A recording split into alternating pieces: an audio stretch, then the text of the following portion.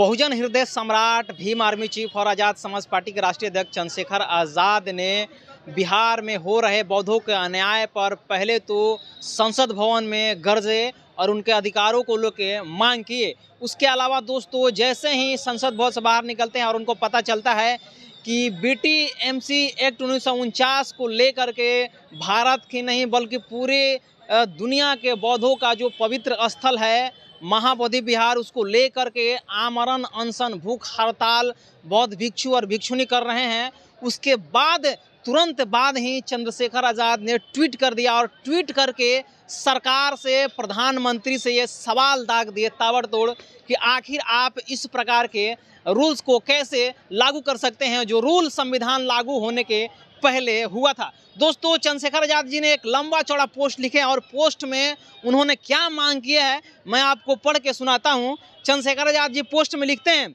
कि महाबोधि महाविहार में केवल ऐतिहासिक धरोहर नहीं बल्कि बौद्ध समाज की आस्था है, अस्तिमा और अधिकार का प्रतीक है। यह घोर अन्याय है कि भगवान बुद्ध की ज्ञान स्थली आज भी गैर बौद्धों के हस्तक्षेप में जकड़ी हुई है।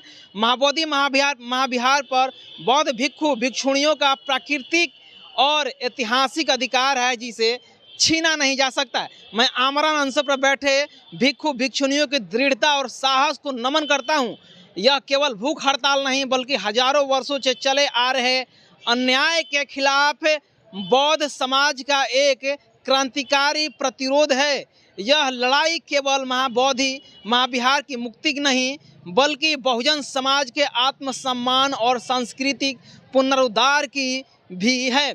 बीटी एक्ट 1949 अन्याय का अधिकार है जिसे तत्काल रद्द कर देना चाहिए। यह कानून बौद्धों को उनके ही पवित्र स्थल पर अधिकार से वंचित करता है और गैर बौद्धों को प्रबंधन में बनाए रखता है। यह पूरी तरह से अनुचित और असंवैधानिक है।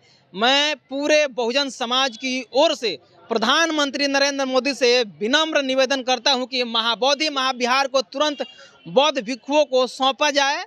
यह न केवल बौद्ध समाज के धार्मिक अधिकार की रक्षा करेगा बल्कि ऐतिहासिक अन्याय की स्थापना भी करेगा। यदि इस अन्याय को शीघ्र समाप्त नहीं किया गया तो पूरे बहुजन समाज सड़कों पर उतरेगा, निर्णायक संघर्ष करेगा। हम अपने अधिकारों की रक्षा के लिए किसी भी स्तर तक जाने को तैयार हैं। महाबोधि बौद्धों का है और इसे बौद्धों को ही मिलना चाहिए। मैं स्वयं भी जल्द इस आंदोलन में शामिल होऊंगा।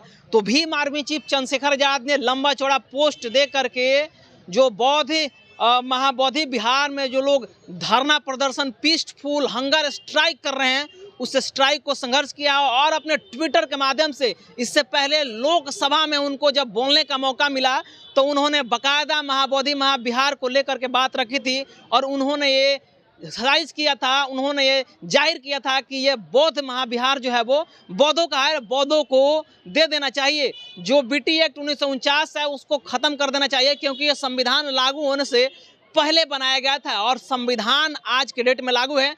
तो ये जो महाबोधि महाविहार जो है वो बौद्धों को ही होना चाहिए। इस चीज़ को लेकर के चंद्रशेखर आज़ाद ने सुनिश्चित किया और उन्होंने कहा कि इस मांग को प्रधानमंत्री को जल्द से जल्द मान लेनी चाहिए। अगर प्रधानमंत्री इस मांग को नहीं मानते हैं तो पूरे बहुजन समाज जो 85% है वो सड़कों पर उतरने का काम करेगा और सड़कों पर उतरकर अपना अधिकार लेने का काम करेगा। इतना ही नहीं, चंद्रशेखर आज़ाद भीम आर्मी चीफ और आज़ाद समाज पार्टी के राष्ट्रीय अध्यक्ष चंद्रशेखर आज़ाद जी ने सुनिश्चित किया कि अगर प्रधानमंत्री इस मांग को नहीं मानते हैं तो मैं स्वयं भी इस आंदोलन का हिस्सा बनूंगा। दोस्तों मैं इसी जगह से ये रिपोर्ट्स कर रहा हूँ, आपको खबरें दे रहा हूँ। महाबोधि महाविहार के ठीक सामने जो धरना स्थल है, पीसफुल प्रोटेस्ट किया जा रहा है, हंगर स्ट्राइक किया जा रहा है, उस हंगर स्ट्राइक के जगह से मैं आपको खबर बना रहा हूँ। आप देख सकते हैं हमारे पीछे जो भंते हैं, जो भिक्षु हैं, भिक्षुनियाँ हैं और जो संविधान में विश्वास रखने वाले लोग हैं,